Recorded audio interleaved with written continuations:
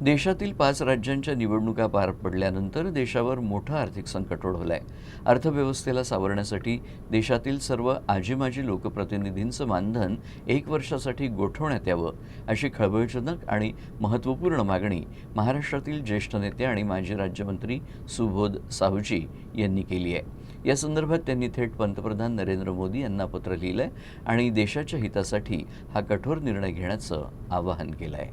मी आज हे 4 भाषेतले पत्र, एक मराठी, एक गुजराती, एक इंग्रजी आणि एक हिंदी, असे हे 4 पत्र माननीय नरेंद्रजी मोदी देशाचे पंतप्रधान यांना दिले.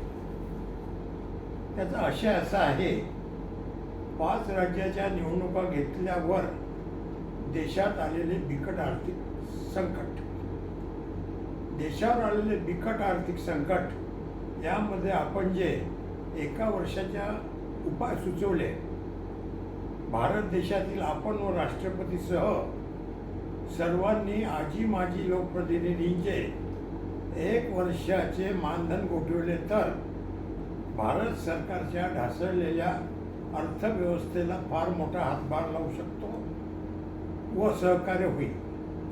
महाराष्ट्रातून मी एक माजी लोकप्रतिनिधी आहे.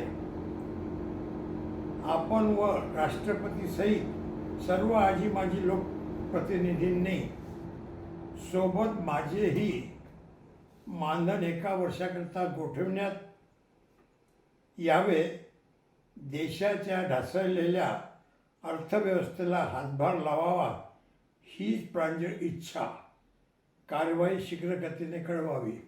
देशामध्ये फक्त जनतेने करावे आणि लोकप्रतिनिधींनी ज्ञान सांगावे, हे मुळीच आपण चालू देऊ नका. आपणापासून, राष्ट्रपतीपासून, आमच्यापासून ही सुरुवात करावी. करता हे पत्र देत आहे.